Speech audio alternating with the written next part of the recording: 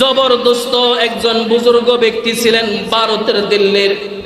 উনি একদিন মৃত্যু হয়ে যাবে এমন সময় মরণাপন্ন হয়ে গেলেন।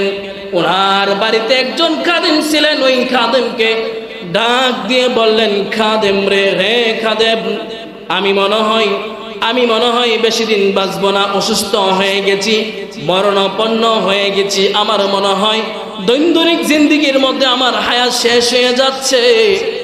আমি তোমার কাছে 2টি ওসিয়ত করে যাই। আমার এই 2টি ওসিয়ত তুমি পালন করবে কি করবে না বলো। খাদেম বলেন, হুজুর, আপনার ওসিয়ত যদি আমাদেরকে বলে যান, অবশ্যই আপনার 2টি ওসিয়ত আমরা পালন করব। আল্লামা কুতুবউদ্দিন বখতিয়ার কাকি রহমাতুল্লাহি আলাইহি খাদেমকে ডাক দিলেন আর খাদেমকে বললেন, খাদেম রে, আমি যখন মারা যাব, আমার লাশটাকে যখন ময়দানে হাজির করা হবে, অতি তাড়াতাড়ি করে, দেরি না করে, তাড়াতাড়ি করে আমার লাশটাকে জানাজা পড়াই দিবে। এ হচ্ছে 1 নম্বর ওসিয়ত। 2 নম্বর ওসিয়ত কুতুবউদ্দিন কাকি বখতিয়ার রহমাতুল্লাহি আলাইহি খাদেমকে বললেন, খাদেম, আমার জানাজা ওই ব্যক্তি পড়াবে যার মধ্যে 4টি গুণ থাকবে। কয়টি? সবাই কোন না, কয়টি? যার মধ্যে 4টি গুণ থাকবে, সে আমার জানাজার নামাজ পড়াবে। অন্যথায় আমার জানাজা যাতে করে অন্য কেউ না পড়ায়, আমার লাশটার সামনে অন্য কেউ যাতে না আসে। কুতুবউদ্দিন বখতিয়ার কাকি রহমাতুল্লাহি আলাইহি এই 2টি ওসিয়ত ছিল। যখন কুতুবউদ্দিন বখতিয়ার কাকি রহমাতুল্লাহি আলাইহি উনি যখন মারা গেলেন, মৃত্যুর পর এলাকার সমস্ত মানুষ যখন জানাজানি হয়ে গেল, জানাজানি হওয়ার পর ময়দানের মধ্যে যখন লাশ হাজির করলেন, জানাজার সময়, জানাজার টাইম দিয়েছেন। আমরা তো আমাদের দেশে দেখা যায় মানুষ মারা গেলে কথায় কথায়, ধরেন আপনার বাবা, আপনার মা, আপনার আত্মীয় স্বজন মারা গেলে লাশটাকে যখন ময়দানে হাজির করে, লাশটাকে ময়দানে হাজির করার পর না হয় এমপি সাহেব আসে, নাহলে মেম্বার আসে, নাহলে চেয়ারম্যান আসে, এলাকার বড় ধন্যত ব্যক্তি আল্লাহকে মানে এবং আপনি নবী মুহাম্মদকে মহব্বত করে ভালোবাসে। কিন্তু আমাদের দেশে বহু জায়গা এর উল্টাটা হচ্ছে কি হচ্ছে না। আমরা মুমিন বান্দা, আমরা ইমানদার বান্দা, আমরা মুত্তাকি বান্দা, আমরা 5 ওয়াক্ত নামাজ পড়ি, আল্লাহর কালাম পড়ি, নবীকে মহব্বত করি, নবীকে ভালোবাসি, কিন্তু আমাদের অন্তরে, দিলের মধ্যে আরেকটা ভিন্ন রকম কাজ করে। সেই কাজটা কি? আল্লাহ তো বলেছেন, আল্লাহু ওয়ালিউল্লাযীনা আমানু ইউখরিজুহুম মিনাজ যুলমাতি ইলান নূর। আল্লাহ তো বলেছেন, আমি আমার বান্দাদেরকে মরণে, কবরে, হাসরে, মিজানে, পুলসিরাতে আমি আল্লাহ আমার নেককার বান্দাদের জন্য আমি নিজে গার্জিয়ান হব। অনেককার বান্দা হতে হলে তো আমাদেরকে দৈনন্দিন জীবনে 1 নম্বর গুনাহের কাজ ছেড়ে দিতে হবে, 2 নম্বর মিথ্যা কথা বলা ছেড়ে দিতে হবে, ঠিক না? 3 নম্বর মুত্তাকিওয়ালা হতে হলে আমাদেরকে নিয়মিত তাহাজ্জুদ গুজারি হতে হবে, 5 ওয়াক্ত নামাজ গুজারি হতে হবে, তাহলে আমরা মুত্তাকি হতে পারবো, ঠিক না? তদ্রুপ আল্লাহর নবী সাল্লাল্লাহু আলাইহি ওয়াসাল্লামের স্ত্রী আম্মা জান আয়েশা একদিন আল্লাহর নবীকে জিজ্ঞাসা করলেন, ওগো আল্লাহর নবী, হাসরের মাঠে তো কিয়ামতের দিবসে, কিয়ামতের দিন আল্লাহর পয়গম্বর নবীরা আদম আলাইহিস সালাতু ওয়াস সালাম থেকে শুরু করে ঈসা রুহুল্লাহ পর্যন্ত প্রত্যেক নবীরাই তারা যার যার আমলনামার জন্য চিন্তার মধ্যে থাকবে। তখন আপনি আপনার উম্মতের জন্য কি করবেন? আল্লাহর নবী সাল্লাল্লাহু আলাইহি ওয়াসাল্লাম আম্মা জান আয়েশাকে ডাক দিলেন, হে আয়েশা, আমি নবী সমস্ত পয়গম্বর নবীগণদের কাছে আমার উম্মতেরা যাবে। সর্বপ্রথম উম্মতেরা যাবে হযরত আদম আলাইহিস সালাতু ওয়াস সালামের কাছে। হযরত আদম আলাইহিস সালাতু ওয়াস সালাম বান্দাদেরকে মানা করে দেবে, আমি নিজেই তো বিপদের মধ্যে আছি, আমি নিজেই তো কিয়ামতের থেকে হাসরের কঠিন বিপদ থেকে বাঁচতে পারি কি পারি না নিজে চিন্তার মধ্যে আছি। আমি তোমাদের জন্য কি সুপারিশ করব? আমার কাছে না, তোমরা চলে যাও ইব্রাহিম পয়গম্বর আলাইহিস সালাতু ওয়াস সালামের কাছে। উম্মতেরা তখন ইব্রাহিম পয়গম্বর নবীর কাছে যাবে। ইব্রাহিম পয়গম্বর নবী একই কথা উত্তর দিয়ে উম্মতদেরকে বলে দেবেন, আমি পারবো না, যাও তোমরা মূসা আলাইহিস সালাতু ওয়াস সালামের কাছে। তদ্রুপ বান্দারা মূসা পয়গম্বর নবীর কাছে আসবে। আসার পর মূসা পয়গম্বর নবী বলবে, আমি পারবো না, যাও তোমরা ঈসা রূহুল্লাহর কাছে। তখন বান্দারা, সমস্ত বান্দারা, উম্মতেরা ঈসা রূহুল্লাহর কাছে চলে আসবে। এসে তাদের কাছে, ঈসা রূহুল্লাহর কাছে এসে বান্দারা, উম্মতেরা বলবে, নবী আমরা এসেছি আপনার কাছে, সবাই তো মানা করে দিয়েছে, এবার আপনি তো আল্লাহর কাছে সুপারিশ করেন না। ঈসা রূহুল্লাহ বলবেন, হে আমার আল্লাহর বান্দারা, উম্মতেরা, আমি নিজেই তো বিপদের মধ্যে আছি, আমি কেমন করে তোমাদেরকে আল্লাহর কাছ থেকে সুপারিশ মঞ্জুর করে তোমাদেরকে জাহান্নামের আগুন থেকে বাঁচাবো? আমি নিজেই তো ইয়া নাফসি করতেছি। যাও তোমরা পয়গম্বর যিনি শেষ নবী মুহাম্মদ রাসূলুল্লাহ সাল্লাল্লাহু আলাইহি ওয়াসাল্লামের দরবারে যাও।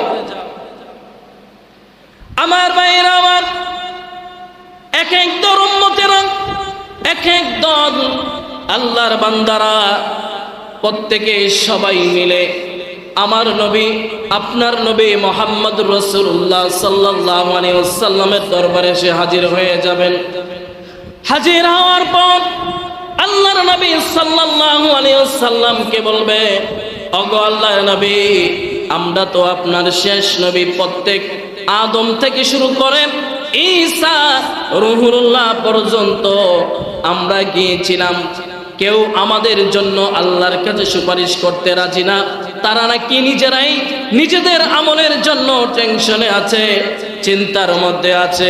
ওগো আল্লাহর নবী, কি করব জানি না, আমরা আপনার দরবারে এসেছি, হাজির হয়েছি, আমরা তো এত পাপী, এত গুনাহগার, আপনি যদি ওই মালিকের দরবারে একটু সুপারিশ করতেন, আপনার সুপারিশের কারণে হতে পারে আল্লাহ পাক রব্বুল আলামিন আমাদেরকে কিয়ামতের ময়দান থেকে, হাসরের মাঠ থেকে বাঁচাইয়া আমার আল্লাহ আপনার সুপারিশের কারণে আমাদেরকে জান্নাত দিবে। তখন আল্লাহর নবী সাল্লাল্লাহু আলাইহি ওয়াসাল্লাম উনি নিচে সিজদার মধ্যে পড়ে যাবেন। সিজদার মধ্যে গিয়ে আল্লাহর কাছে কান্না শুরু করবেন আর বলতে থাকবেন, মাবুদ গো, আপনি তো নিজে বলেছেন আপনার হাবিব মুহাম্মদুর রাসূলুল্লাহ সাল্লাল্লাহু আলাইহি ওয়াসাল্লাম আপনার দরবারে কোনো যদি সুপারিশের জন্য আপনার কাছে যদি হাত তোলে, আপনি এই সুপারিশ মঞ্জুর করবেন, আপনি আমার হাত আপনি ফিরিয়ে দিবেন না। ওগো আল্লাহ, আমি আপনার মুহাম্মদ বন্ধু, ওগো আল্লাহ, আমি হাবিব, আমি আপনার শেষ নবী, আপনার কাছে দুই হাত তুলে আপনার বান্দাদের জন্য, আমি আমার উম্মতের জন্য ক্ষমা চাইতেছি। প্রত্যেক উম্মতেরা এক একজন নবীর কাছে গিয়েছিল, কিন্তু তারা ফিরে এসেছে, তাদেরকে কেউ আপনার কাছে সুপারিশ করে নাই। প্রত্যেক নবীগণ যার যার আমল নামার জন্য ইয়া নাফসি নাফসি বলে কাঁদতেছে। আল্লাহর নবী সাল্লাল্লাহু আলাইহি ওয়াসাল্লাম আল্লাহর কাছে যখন সিজদার মধ্যে পড়ে গেলেন, সিজদার মধ্যে গিয়ে আল্লাহর নবী সাল্লাল্লাহু আলাইহি ওয়াসাল্লাম উম্মতের জন্য কাঁদতেছেন আর বলতেছেন, মাবুদ, আমার উম্মতের উম্মতদেরকে মাফ করে দেন, আমার উম্মতদেরকে মাফ করে দেন, আমি আমার উম্মতের জন্য আপনার কাছে ক্ষমা চাইতেছি। তখন আদম থেকে ঈসা রূহুল্লাহ পর্যন্ত কোন নবী আপনার জন্য আমার জন্য মাওলার দরবারে সুপারিশ করবে না, শুধু একজন মাত্র সুপারিশ করবে। বলেন না তিনি কে?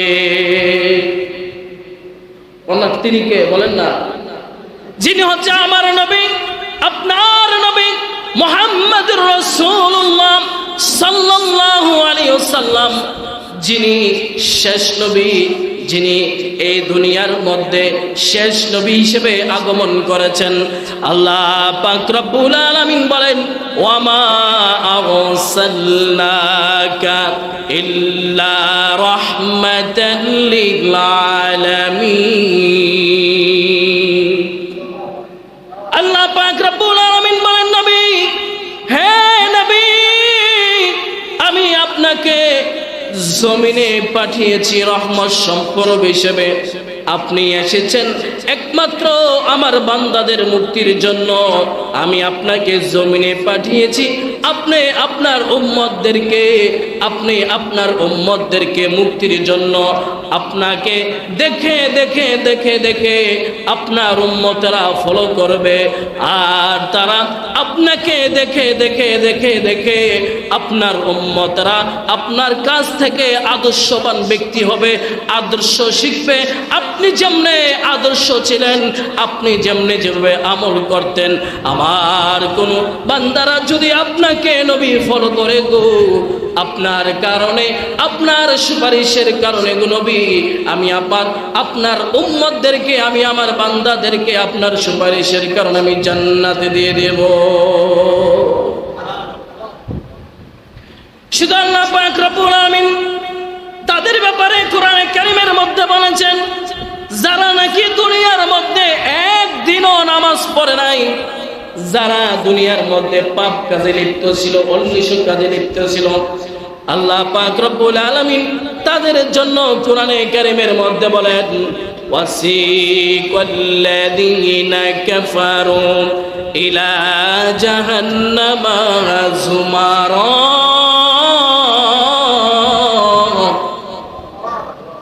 আল্লাহ পাক রব্বুল আলামিন এই সমস্ত ব্যক্তিদের জন্য আল্লাহ কোরআনে কারীমের মধ্যে বলেন, ওয়াসিকাল্লাযীনা কাফারু ইলা জাহান্নামা যুমারা।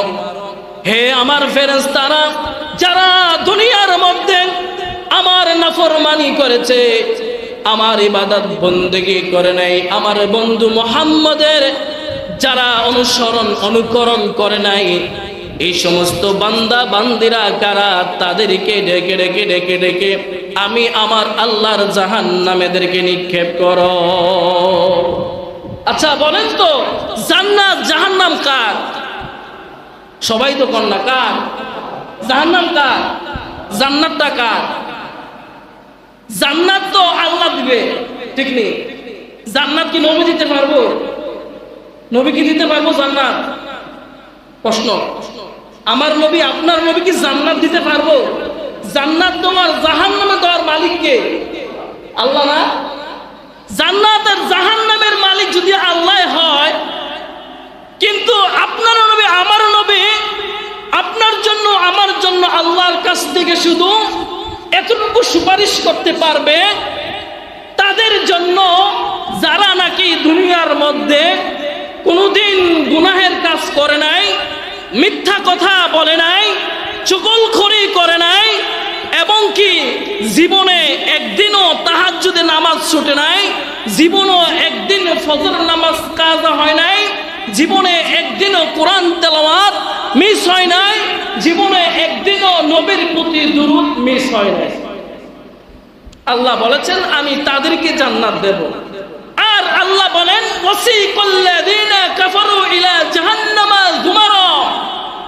আল্লাহ বলেন তাদেরকে জাহান্নাম দেবে যারা নাকি দুনিয়ার মধ্যে আল্লাহর জন্য নিজের জানকে কুরবান করতে পারে নাই, তাদেরকে আল্লাহ জাহান্নামে দেবে। আল্লাহ পাক রব্বুল আলামিন হাদিসে কুদসির মধ্যে বলেন ফালিয়াদহাকু কালিলাও ওয়ালিয়াবকা কাসীরা। আল্লাহ পাক রব্বুল আলামিন বলেন, বান্দা তুমি আমার দরবারে এমন ভাবে কাঁদো যেমন ভাবে ঝর্ণা থেকে নিচু স্থানে গড়িয়া গড়িয়া পানি পড়ে। বান্দা তুমি যদি ওই রূপ ভাবে যদি আমি মাওলার দরবারে কাঁদতে পারো রে, আমি মাওলা তোমার তামাম জিন্দেগি গুনাহ খাতাগুলি মাফ করে দেব। আল্লামা কুতুবউদ্দিন বখতিয়ার কাকি রহমাতুল্লাহি আলাইহি জবরদস্ত একজন বুজুর্গ ব্যক্তি ছিলেন ভারতের দিল্লির। উনি একদিন মৃত্যু হয়ে যাবে এমন সময় মরণাপন্ন হয়ে গেলেন।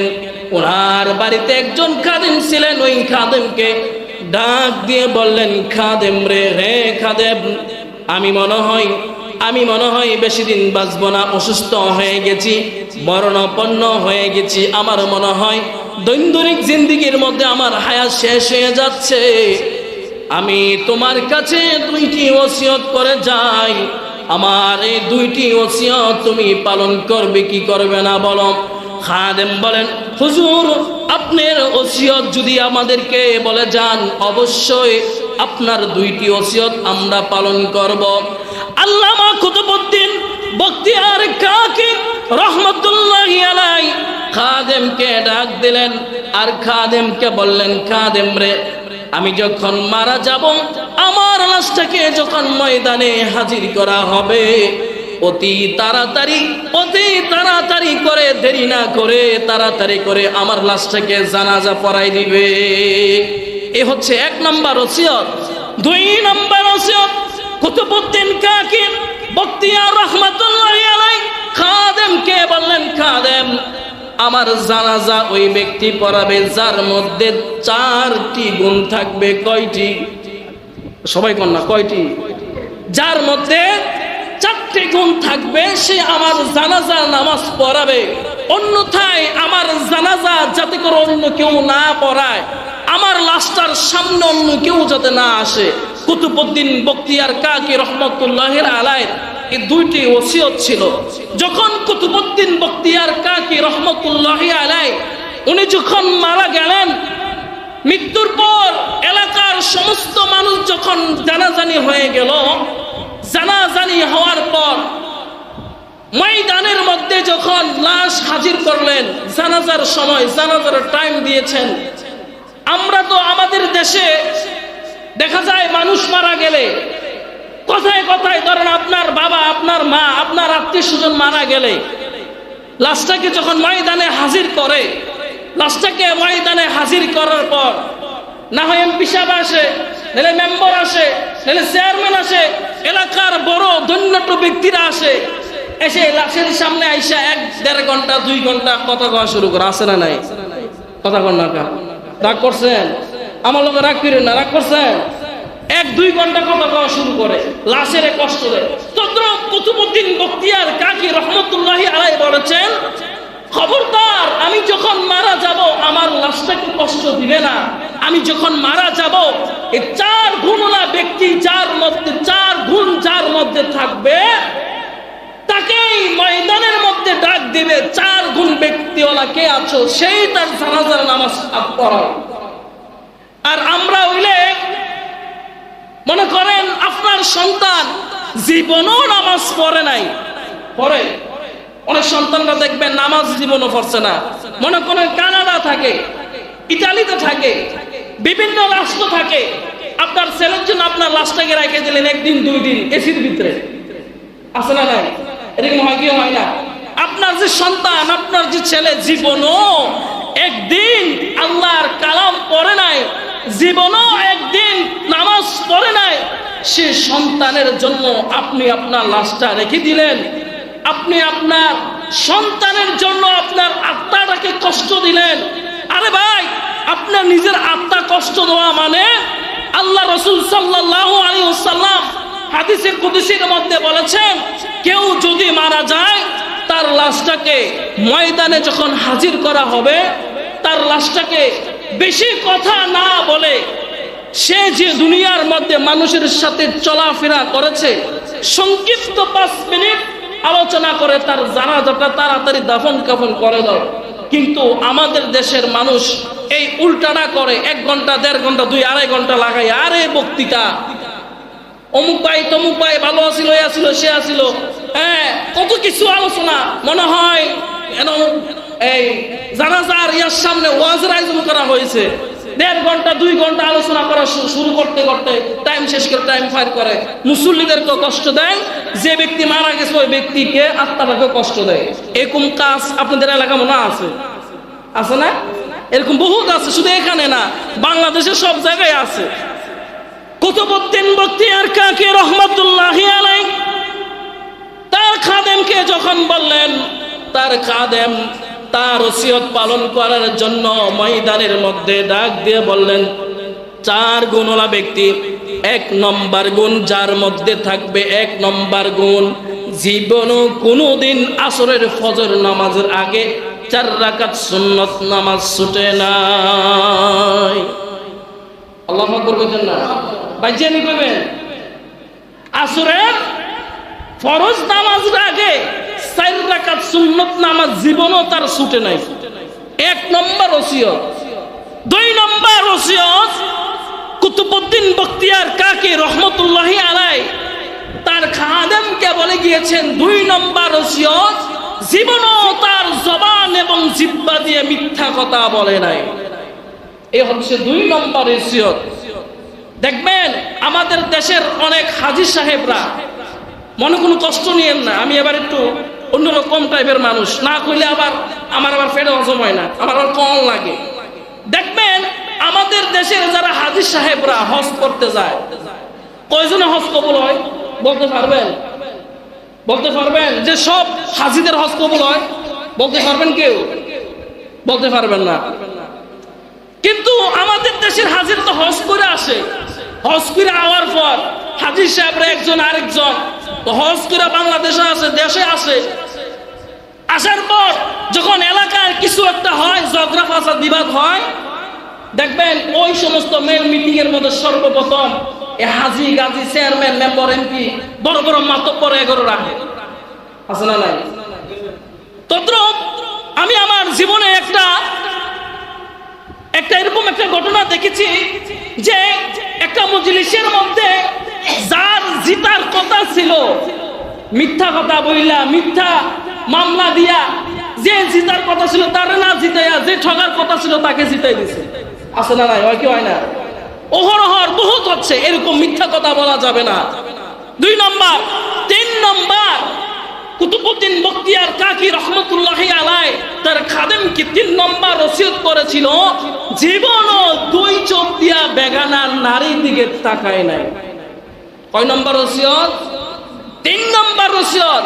কিন্তু আমাদের দেশের যুবক ভাইয়েরা, আমাদের দেশের যুব সমাজ দেখবেন মনে হয় গ্রাম অঞ্চলে নাই, ঢাকা শহর অহরহর আছে।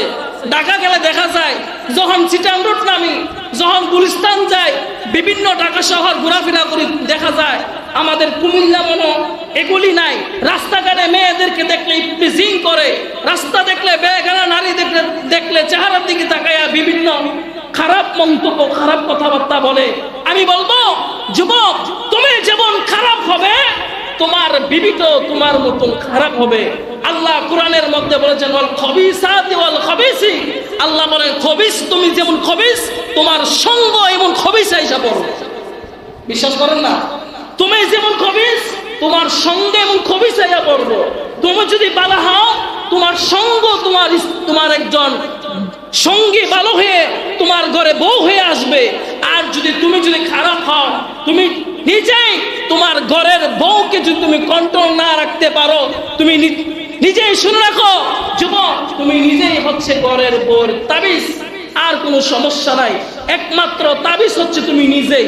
তুমি নিজে খারাপ, তোমার বউ পড়ছে একজন খারাপ। তুমি যদি ভালো হইতা, বেগানা নারীর দিকে যদি ভালো চোখ তুলে তাকাইতা, আজ তোমার কপালে খারাপ বউ জুটে না। তুমি যদি আজকে নারীর দিকে ভালো চোখ তুলে তাকাইতা, তোমার কপালে একজন ভালো স্ত্রী পড়তেই হচ্ছে। 3 নম্বর ওসিয়ত। 4 নম্বর ওসিয়ত কুতুবউদ্দিন বখতিয়ার কাকি রহমতুল্লাহি আলাইহি তার খাদেমকে বলে গিয়েছিল, হে খাদেম, 4 নম্বর যে ব্যক্তি জীবনও কোনোদিন তাহাজ্জুদের নামাজ ছুটে নাই। 4 নম্বর ব্যক্তি জীবনও কোনোদিন তাহাজ্জুদের নামাজ ছুটে নাই। কিন্তু আমরা তো তাহাজ্জুদের নামাজই পড়ি না, পড়ি। আমরা তো তাহাজ্জুদের নামাজ পড়ি না। মাঝে মধ্যে রমজান মাস আইলে মনে 1 দিন 2 দিন পড়ি, নাহলে তো পড়িই না। মাঝে মধ্যে তাহাজ্জুদের নামাজও পড়বেন। তাহাজ্জুদের নামাজ পড়লে আল্লাহর সাথে প্রেম ভালোবাসা তৈরি হবে, আল্লাহর সাথে মহব্বত তৈরি হবে, আল্লাহর সাথে প্রেম ভালোবাসা তৈরি হবে তাহাজ্জুদের নামাজের কারণে। ইনশাআল্লাহ তাহাজ্জুদের নামাজ আদায় করবেন তো। তাহলে কুতুবউদ্দিন বখতিয়ার কাকির জানাজার সামনে যখন খাদেম এই 4টি কথা বললেন, সঙ্গে সঙ্গে ময়দানের পিছন থেকে একজন ব্যক্তি দৌড়ায়া কুতুবউদ্দিন বখতিয়ার কাকির লাশের সামনে দাঁড়ায় গেলেন আর বলতেছেন, কুতুবউদ্দিন, জীবনও যার আমলনামা এলাকার মানুষ জানতে পারে নাই, আজ তুমি কুতুবউদ্দিনের কারণে আমার আমলের কথা, 4 গুণওয়ালা ব্যক্তির কথা মানুষ জেনে গেল। সে ব্যক্তিটা আর কেহ না, ভারতের দিল্লি, যিনি একসময় ভারতের রাষ্ট্রনায়ক ছিলেন, যিনি ভারত শাসন করতেন, যার নাম হচ্ছে আল্লামা শামসুদ্দিন আলতামাস রহমতুল্লাহি আলাইহি। উনি দিনের কাজও করতেন, মানুষের খেদমতও করতেন, ওই দিক দিয়ে নামাজও পড়তেন, তাহাজ্জুদ গুজারি করতেন এবং আল্লাহর প্রেমিক ছিলেন, নবীর প্রেমিক ছিলেন। এই 4 ব্যক্তি হচ্ছে তিনি আল্লামা শামসুদ্দিন আলতামাস রহমতুল্লাহি আলাইহি। যদি আমরা ওনার মতন হতে পারি, তাদের মতন আল্লাহ ওলিদের মতন যদি হতে পারি, অবশ্যই আপনাকে আমাকে আল্লাহ পাক রব্বুল আলামিন, আল্লাহ যে বলেছেন, আল্লাহু ওয়ালিউল্লাযিনা আমানু ইউখরিজুহুম মিনাজ যুলুমাতি ইলান নূর, আল্লাহ বলেন মরণে, কবরে, হাসরে, মিজানে, পুলসিরাতে আমি আল্লাহ, আমি আমার ওই সমস্ত বান্দার গার্জিয়ান, আমি আল্লাহ নিজেই হব। সুবহানাল্লাহ। এ বলে আমি আমার সংক্ষিপ্ত আলোচনা শেষ করছি। ওমা আলাইনা ইল্লাল বালাগ। আসসালামু আলাইকুম ওয়া রাহমাতুল্লাহি।